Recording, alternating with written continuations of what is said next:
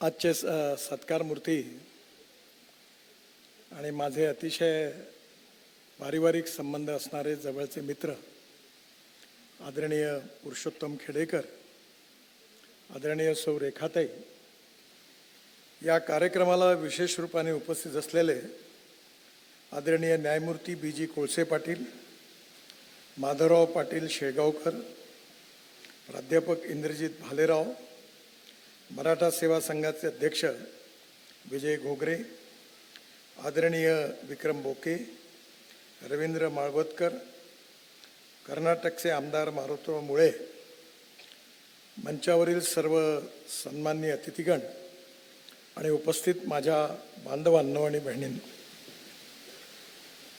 1995 साली मी पहिल्यांदा मंत्री झालो आणि महाराष्ट्र राज्याचा बांधकाम मंत्री म्हणून मी संपूर्ण महाराष्ट्राच्या जिल्ह्याचा दौरा केला. मला आजही तो दिवस आठवतो की ज्यावेळी मी अमरावतीला गेलो होतो त्यावेळी पुरुषोत्तमराव खेडेकर त्या ठिकाणी बहुतेक एक्झिक्युटिव्ह इंजिनियर होते किंवा त्यांचं प्रमोशन व्हायचं होतं. मला वाटते नाशिककर बहुतेक हां ते होते. आणि त्या काळामध्ये माझा आग्रह होता की वसतिगृह आपलं हे गेस्ट हाऊस चांगली असली पाहिजे, स्वच्छ असली पाहिजे, उत्तम असली पाहिजे, पडदे नीट राहिले पाहिजे, चादरी धुतल्या पाहिजे. आणि या आग्रहामुळे मी दरवेळेला सगळं चेक करायचो. पण या संदर्भामध्ये सरकार कसं चालतं याचा मला एक चांगला अनुभव आला. मी मंत्री असताना मुंबई गोवा रस्त्याची पाहणी करण्याकरता सकाळी 5:30च्या विमानाने मुंबईवरून निघालो आणि गोव्याला उतरलो. सकाळी काही मी शौचालयाला जाऊ शकलो नाही, त्यामुळे प्रेशर होतं आणि म्हणून विमानतळावरून कसं तरी बसून आता लवकर मी महाराष्ट्राच्या बॉर्डरवरचं जे पहिलं गाव आहे, काय नाव त्यासाठी गोव्याचं, त्याने जिथे गेस्ट हाऊस आहे तर त्या ठिकाणी पोचून मग प्रवास सुरू होणार होता. पण तिथे आल्यानंतर पोलीसची सलामी वगैरे घेताना मी अस्वस्थ होतो, पण ती घेतली आणि धावत मी लगेच गेस्ट हाऊसमध्ये गेलो आणि शौचालयात गेलो. आणि गेल्यानंतर मी त्या सीटवर बसलो आणि नंतर जेव्हा उठलो तेव्हा फक्त माझ्या डोळ्यातून पाणी येत होतं, कारण मी येणार म्हणून तिथे प्लास्टिकच्या शीटला आदल्या दिवशी ऑइल पेंट लावलेला होता.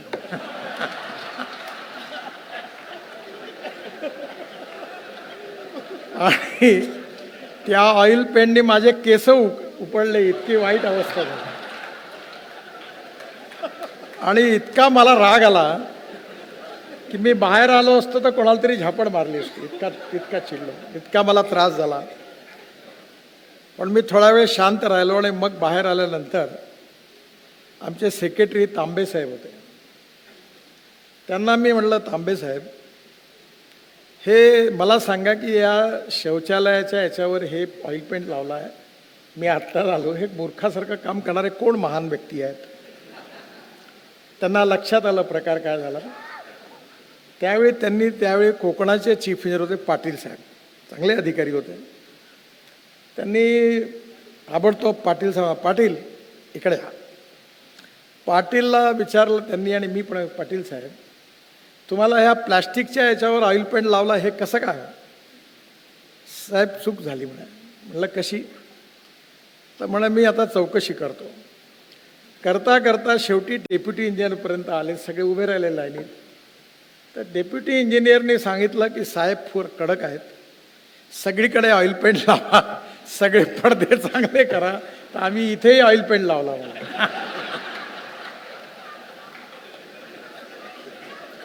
तेव्हा मला लक्षात आलं की सरकार कसं चालतं.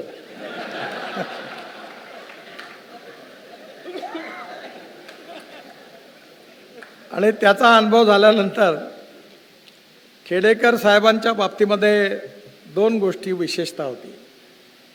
एक, डिपार्टमेंटमध्ये त्यांच्यावर प्रेम करणारा वर्ग होता आणि एक त्यांच्या विरोधात सातत्याने तक्रार करणारा वर्ग होता.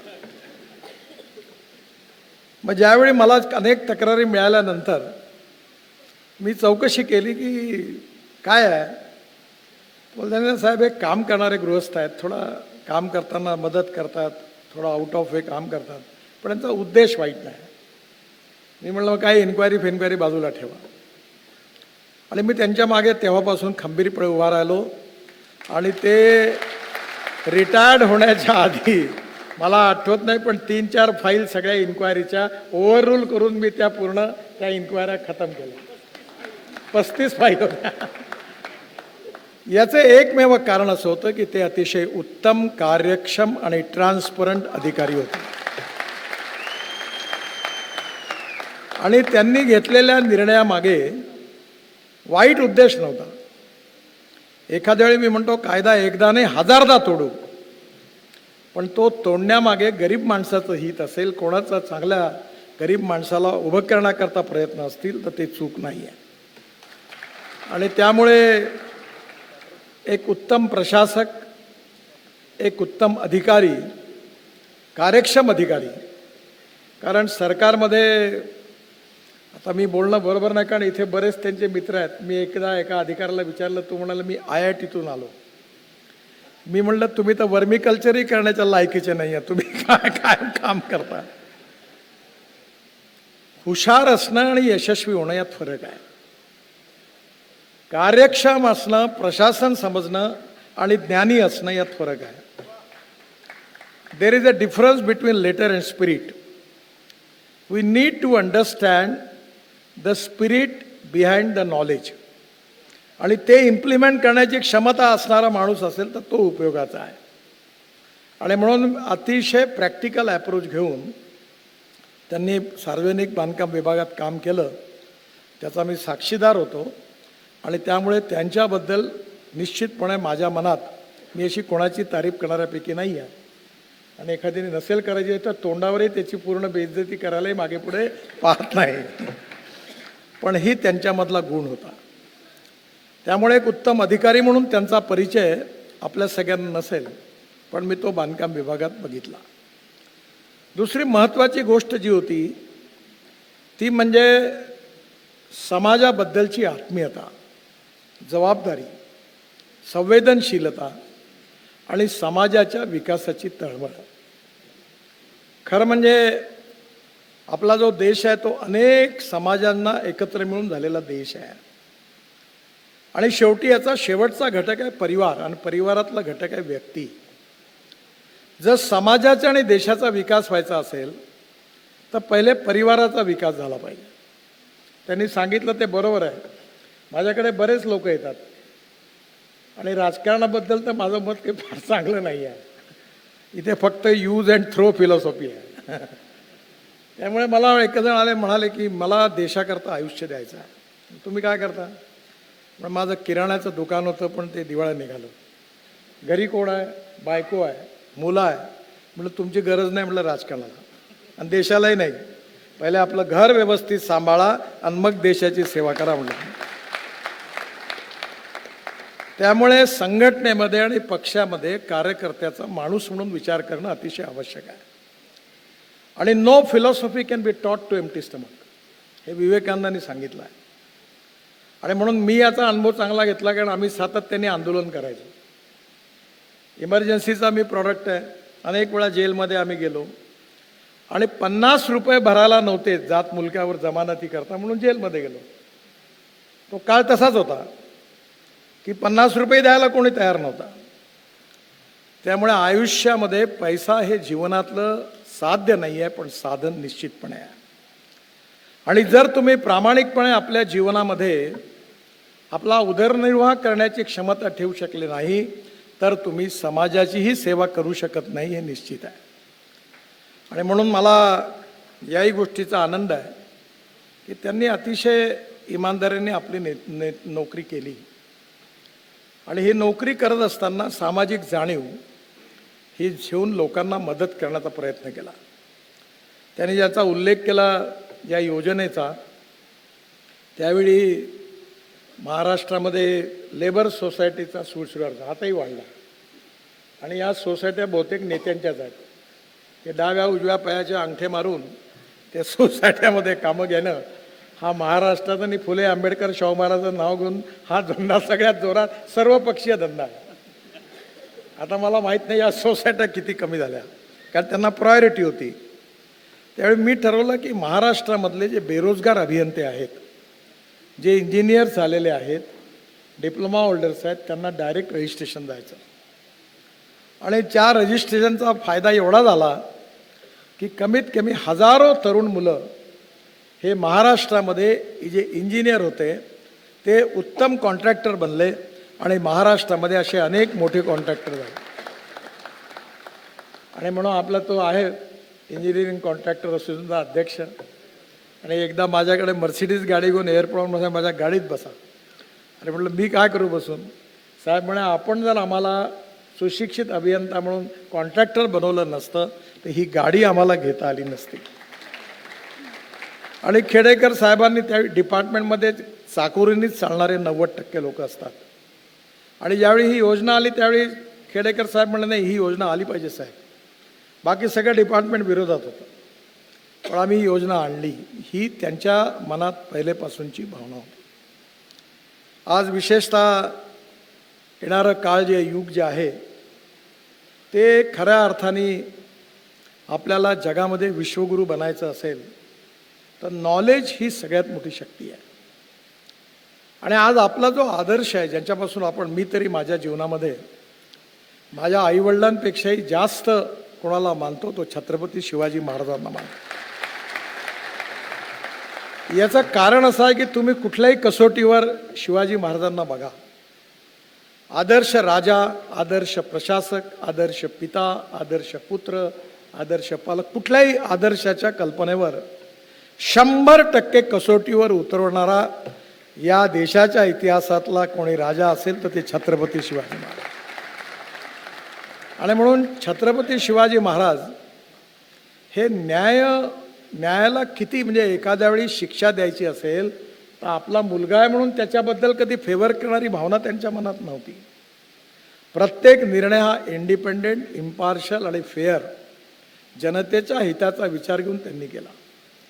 अनेक लढाया जिंकल्या, पण पूर्ण इतिहासामध्ये कुठल्याही परिस्थितीवर युद्ध जिंकल्यानंतर अन्याय अत्याचार करण्याची एकही घटना छत्रपती शिवाजी महाराजांच्या इतिहासात नाही. अनेक लढाया जिंकल्या, राज्य पादाकरण केली, पण अन्य धर्मियांची प्रार्थना स्थळं उद्ध्वस्त करणारी एकही घटना नाही, एकही घटना. म्हणून मी नेहमी सांगतो की शिवाजी महाराज जर सेक्युलर होते असतील तर शिवाजी महाराजांचा इतका सेक्युलर राजाच झाला नाही. आणि सेक्युलर शब्दाचा अर्थ इंग्लिश डिक्शनरीमध्ये जो आहे तो धर्मनिरपेक्ष नाही आहे, तो सर्व धर्म समभाव आहे. आणि सर्व धर्माबद्दल सन्मान ठेवणारा हिंदुस्थानच्या इतिहासातला खरा सेक्युलर राजा कोणी असेल तर ते छत्रपती शिवाजी महाराज होते. आणि म्हणून शिवाजी महाराजांचं हे दैवत जे आहे आपल्या सगळ्यांचं आहे. आजही मी दिल्लीमध्ये माझ्या ऑफिसमध्ये माझ्यासमोर एकच फोटो लावला आहे, छत्रपती शिवाजी महाराज. आणि जेव्हा जेव्हा असं वाटतं आपल्याला कुठलाही प्रश्न निर्माण होतो तेव्हा इतिहासात लक्षात ठेवला तर आपल्याला त्याचं उत्तर शिवाजी महाराजांच्या इतिहासातून मिळतं.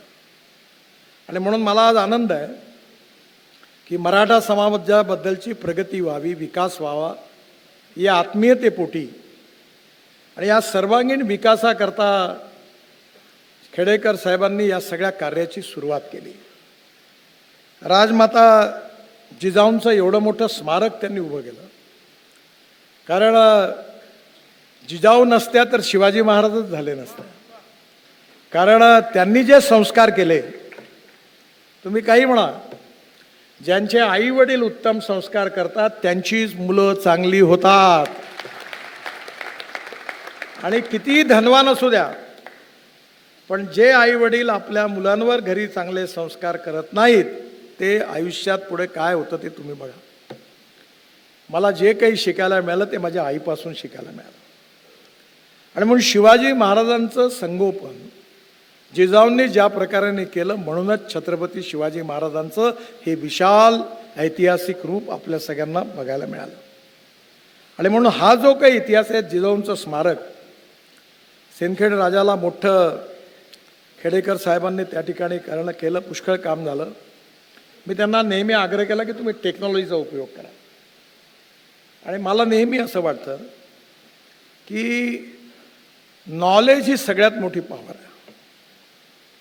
Innovation, entrepreneurship, science, technology, research, skill and successful practices, we name it as knowledge and conversion of knowledge into wealth, हे भविष्य आहे.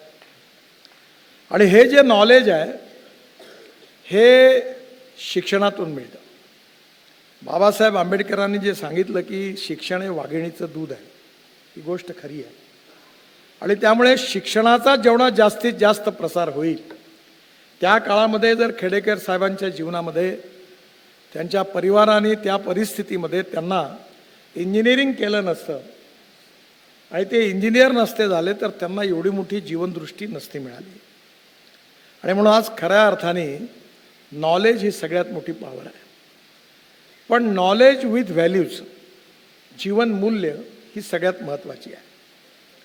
आज आपल्या देशामध्ये, आपल्या इतिहासामध्ये भगवान गौतम बुद्ध असतील, भगवान महावीर असतील, छत्रपती शिवाजी महाराज असतील, बाबासाहेब आंबेडकर असतील, किंवा महात्मा ज्योतिबा फुले असतील, ज्ञानेश्वर महाराज असतील, तुकाराम महाराज असतील, कोणी असेल, प्रत्येक जीवनाचा, प्रत्येक व्यक्तीच्या जीवनाचा अभ्यास करा.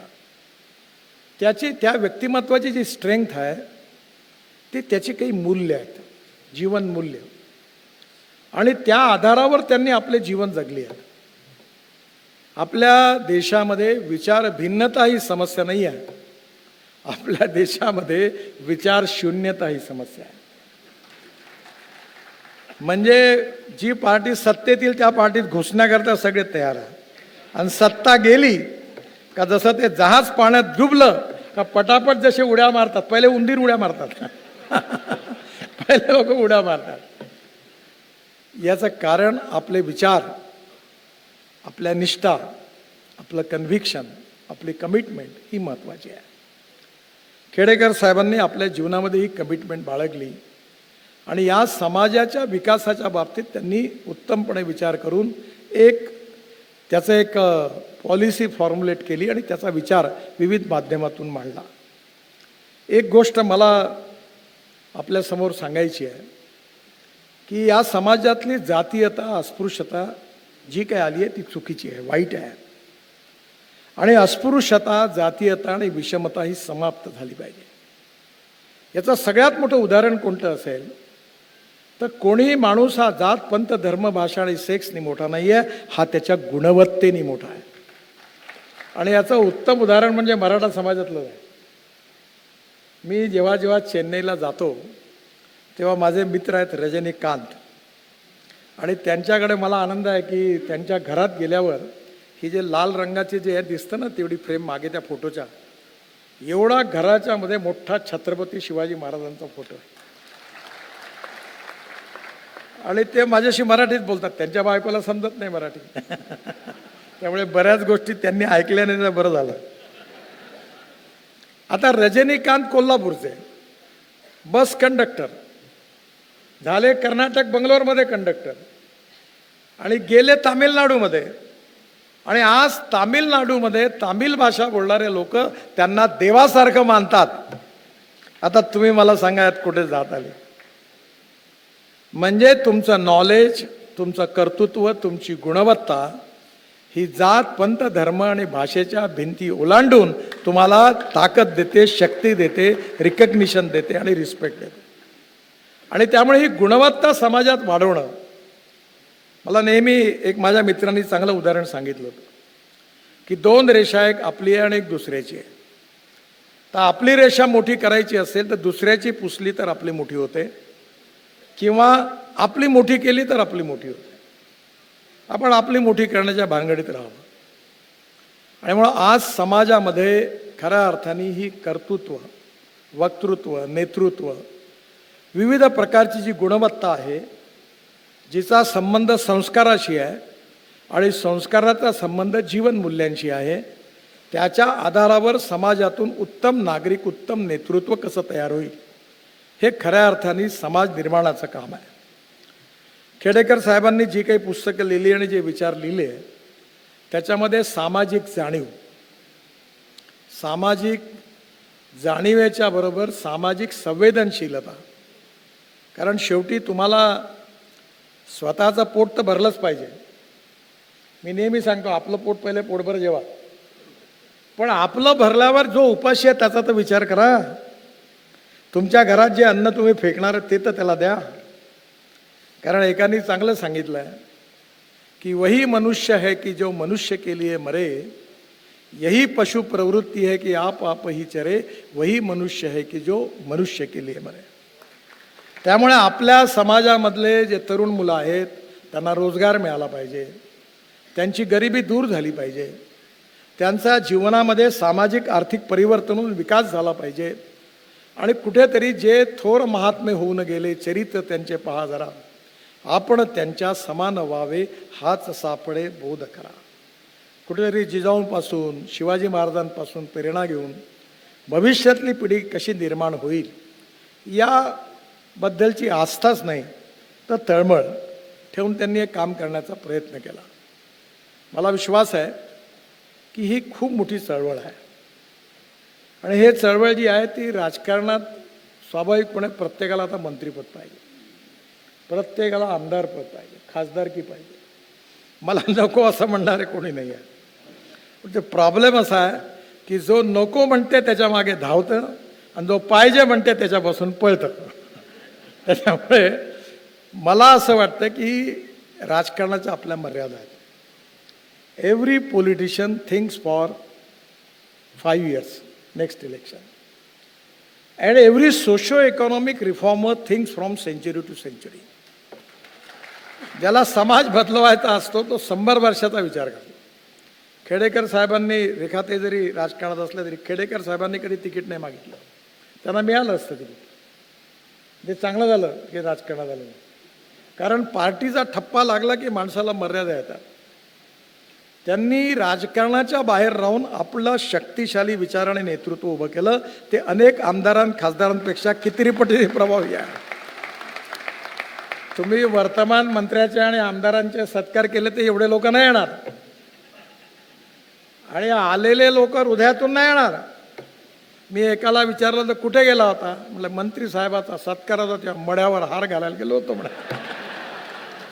अरे म्हणलं कशाला गेला होता, पुढं काम बिम पडलं तर हार घातला, फोटो काढला पाहिजे. तसे लोक इथे आलेले नाही आहे. महाराष्ट्रातून आपले पैसे खर्च करून आपलं तिकीट, आपलं पेट्रोल डिझेल जाळून तुम्ही त्यांच्या प्रेमाकरता इथे आले, हे त्याचं वैशिष्ट्य आहे. नाही तर भाडोत्री लोक आणले तर ते एसटीत बसून येतात, जेवण करतात आणि नेत्याचं भाषण होईपर्यंत वेळ लागतो, निघून जातात, पळून जातात. ते रेखाताई हसून राहिला, त्यांना अनुभव असेल रेखाताई. मी यावेळी महाराष्ट्रात फिरलो, तुम्ही बावनकुळेला सांगितलं एक लक्षात ठेव म्हटलं, माझ्या सभेला 50 लोक आले तरी चालतील, हे भाडोत्री नाही आणायचं. बस लावायची नाही, गाड्या लावायच्या नाही, झेंडे लावायचे नाही, जेवण नाही आलं. हे मजबूत 100 आलं तर 100, हे 1000 लोक कामाचे नाही, हे 10 कामाचे. म्हटलं तुम्ही आलेले लोक हे खेडेकर साहेबांवर व्यक्तिगत प्रेम करता म्हणून तुम्ही आपले पैसे खर्च करून आले, ही त्यांची सगळ्यात मोठी संपत्ती आहे. आणि त्यांचे जे प्रयत्न आहे हे सामाजिक आर्थिक चळवळ आहे. आणि या चळवळीतून या समाजाचं उत्थान झालं पाहिजे, विकास झाला पाहिजे, प्रगतिशील समृद्ध संपन्न समाज झाला पाहिजे, समाजातले गाव गरीब मजदूर शेतकऱ्याचं कल्याण झालं पाहिजे. आणि याकरता माझी एकच विनंती आहे त्यांना की सगळ्यात महत्त्वाची गोष्ट म्हणजे लो मीज क्राईम. म्हणजे मी कधी कधी म्हणतो की सगळ्यात प्रवेशद्वारी आमच्यावर उपकार कोणता केला असेल तर आरक्षण नाही आहे. तुम्ही नोकरी मागणारे नाही, नोकरी देणारे व्हा. आणि हे जर व्हायचं असेल तर ज्ञानापेक्षाही एंटरप्रिनरशिप महत्त्वाची आहे. त्यामुळे शिर्के साहेब एक आहेत, असे 1000 शिर्के तयार करा. जेव्हा आपल्या समाजामध्ये एंटरप्रिनरशिप येईल ती नॉलेजमुळे येईल, आणि नॉलेज आणि एंटरप्रिनरशिप जेव्हा एकत्र होईल त्यातून उद्यमशीलता जे विकसित होईल त्यातून समाजाचा आर्थिक विकास होईल. आर्थिक विकास, सामाजिक विकास आणि शैक्षणिक विकास हे महत्त्वाचे 3 बिंदू आहेत. आणि येणाऱ्या काळामध्ये समाजाचा सर्वांगीण विकास झाला पाहिजे अशी भावना त्यांच्या मनामध्ये आहे. आणि त्या भावनेतून त्यांनी मराठा सेवा संघाच्या रूपाने ही सामाजिक आर्थिक चळवळ उभी केलेली आहे. आणि या चळवळीचं उद्दिष्ट जे आहे ते त्यांच्या मुलाबाळांचं कल्याण व्हावं असं नाही आहे, समाजाचं कल्याण व्हावं हे त्यामागचं उद्दिष्ट आहे. आणि त्यामुळे यातलं जे स्पिरिट आहे, जे समाजाच्या उन्नती आणि विकासाकरता आहे, ती त्यांची जी भावना आहे ती लक्षात घेऊन येणाऱ्या काळामध्ये नॉलेज, ज्ञान हे सगळ्यात महत्त्वाचं माध्यम आहे. टेक्नॉलॉजी, मी नेहमी सांगतो त्यांना, मी शेतकऱ्यांना काम करतो आणि आता जवळपास मी 4 साखर कारखाने चालतो विदर्भात. त्या खडकावर डोकं आपटून 40 कोटी रुपये नुकसान करतो वर्षाचं. आणि मला माझ्या मनात भाव नाही, पण माझे मुलं राजकारणात नाही, त्यांना काय ते म्हणते हे भंगारात विकून टाकू म्हणे, बाकीचं प्रॉफिट कमवतो आणि तुम्ही 40 कोटी गड्ड्यात घालता, कशा करता ठेवायचं. म्हटलं नाही, शेतकऱ्यांकरता. आणि आता मी लक्षात आलं, मी पॉवर तयार केली. म्हणजे शेतकऱ्यांनी आता, खेडेकर साहेब, आपण बायो बिटुमिनवर तयार केलेला 1 किलोमीटर रस्ता नॅशनल हायवेचा आत्ता लवकर बांधून पूर्ण केला, की शेतकरी हा बिटुमिन दाता आहे, इंधन दाता आहे, ऊर्जा दाता आहे. आणि मी संकल्प केला आहे की आमचं नागपूरचं एअरपोर्ट झाल्यावर पहिलं विमान हे शेतकऱ्यांनी तयार केलेल्या हवाई इंधनावर धावणार आहे. मी म्हणतो ते 101% खरं होतं बरं. मी खोटं बोलणाऱ्यापैकी नेता नाही आहे. आणि मग हे शेतकरी करू शकतो. माझ्याकडे स्वतः 88 टन एकरी ऊस काढला, 11 क्विंटल सोयाबीन झाला. आज मक्याचा भाव दुप्पट झाला, कारण मक्यापासून इथेनॉल बनलं. त्यामुळे मी त्यांना नेहमी आग्रह करतो की साहेब, तुम्ही आता, शेतकरी बहुसंख्य मराठा समाजाचा आहे, याला आर्थिकदृष्ट्या समृद्ध संपन्न कसं करता येईल, त्याच्या तरुण मुलाच्या हाताला रोजगार कसा देता येईल. माझ्याकडे इलेक्ट्रिकचा ट्रॅक्टर आहे, इलेक्ट्रॉनिक बैलजोडी आहे, ड्रोननी स्प्रेइंग आहे, ग्रीन हाऊस आहे. आता शेतकरी बदलला. आणि पुणे जिल्ह्यात तर सांगायची गरज नाही. पुणे जिल्हा, कोल्हापूर जिल्हा, सांगली जिल्हा, नाशिक जिल्हा, इकडे प्रगती आणि अहमदनगर जिल्हा पुष्कळ प्रगती आहे. त्यामुळे येणाऱ्या काळामध्ये आपल्या संघटनेच्या माध्यमातून समाजाचा सर्वांगीण म्हणजे सर्व प्रकारचा विकास, इंटिग्रेटेड अप्रोच फॉर डेव्हलपमेंट हा ठेवून त्याचा कार्यक्रम जर तुम्ही दिला तर या सगळ्या लाखो लोकांचं जीवन बदलल्याशिवाय राहणार नाही, असं मी त्यांना नेहमी आग्रहाने सांगत असतो. मला विश्वास आहे की असं आहे की जो माणूस जन्माला येतो त्याचा मृत्यू अटळ आहे. आणि ही गोष्ट खरी आहे वळसे पाटील साहेब. माणूस जीवन जगला किती यापेक्षा माणूस जीवन जगला कसा आहे जास्त महत्त्वाचा आहे. आता असं झालं, आजकाल मी एकाला गमतीने म्हणलं, पहिले 64, 65, 62 गचकण्याचं प्रमाण खूप होतं. आता कोणालाही विचारावं 87 वर्ष, 95, मरतच नाही लोक. कारण हेल्थमध्ये एवढ्या सुधारणा झाल्या की त्याच्यामुळे आता. पण एक गोष्ट खरी की जीवन कितीही मोठं असण्यापेक्षा तो जीवन जगला किती यापेक्षा जीवन जगला कसं आहे जास्त महत्त्वाचं आहे. आणि म्हणून जे जीवन तुमच्या सगळ्यांच्या आशीर्वादाने आदरणीय खेडेकर साहेबांना आणि रेखाताईंना मिळणार आहे, ते जीवन याकरता मिळो की आयुष्याच्या शेवटपर्यंत या समाजाच्या प्रगतीकरता, विकासाकरता, सर्वांगीण उन्नती आणि विकासाकरता परमेश्वराने त्यांना शक्ती द्यावी, विचार द्यावे, प्रेरणा द्यावी आणि हे पूर्ण करण्याची क्षमता द्यावी, जेणेकरून त्यांचं जे स्वप्न उराशी बाळगलेलं आहे तेच स्वप्न त्यांच्या आयुष्यात पूर्ण होताना त्यांना बघायला मिळेल. हाच त्यांच्या जीवनातला सगळ्यात मोठा आनंद आहे. आणि म्हणून मला विशेष रूपाने आनंद आहे की आपल्या सगळ्यांचे आशीर्वाद त्यांच्या मागे आहे. आज जरी अमृत महोत्सव होत असला तरी समाजोपयोगी, लोकोपयोगी कार्याकरता आपल्या सगळ्यांच्या आशीर्वादामुळे त्यांना उत्तम आरोग्य आणि दीर्घायुष्य मिळो. मी आता एक गोष्ट रेखा त्यांना विचारली, मी एक चूक केली साहेब. माझ्यासारखा अनऑर्गनाइज, इनडिसिप्लिन व्यक्ती नव्हता. मी पक्षाचं काम करायचो, स्कूटरवर बसायचो, तिघांना बसवून फिरायचो, डिझेल बंद नसायचं, अडचणीच्या काळात फार वाईट स्थितीत रात्री थाब्यावर जेवायचो, खाटीवर झोपून जायचो, समोसे खाऊन घ्यायचो, कधी जेवायचो, कधी नाही. आणि माझं पूर्ण लाईफ 135 किलो वजन होतं माझं. आता आज देखील मी सकाळी विमानाने निघालो नागपूरला, त्याच्या आधी मी 3 तास प्राणायाम आणि व्यायाम करून निघालो. कोणाचाही फोन येऊ मी घेत नाही. मी 3 तास माझ्या शरीराला दिले. माझी आई म्हणत मी ऐकलं नाही कधी, पण आता मी पहिली तास दिली की ती म्हणजे आपलं शरीर स्वास्थ्य. आणि मी आत्ता विचारलं खेडेकर साहेब म्हणजे मी काही करत नाही. म्हणजे रेखाताई तुम्ही या बाबतीत आता कडक भूमिका घ्या. रोज 1 तास वॉकिंग, एक्सरसाइज, योग हे करून तुम्ही परफेक्टली फिट राहा. First priority to wealth. Second काही प्रॉब्लेम नाही, मुलं अतिशय उत्तम आहे, त्यामुळे second is to honest wealth. आणि थर्ड मग काही करा, बाकी सगळं काम करा. आणि म्हणून तुम्हाला उत्तम कार्य करण्याकरता परमेश्वरांनी निरोगी दीर्घायुष्य द्यावं अशीच छत्रपती शिवाजी महाराज आणि जिजाऊ मातेंच्या चरणी प्रार्थना करतो. आपल्या उज्ज्वल या भविष्यातील आयुष्याकरता माझ्या खूप खूप शुभेच्छा. धन्यवाद. नमस्कार.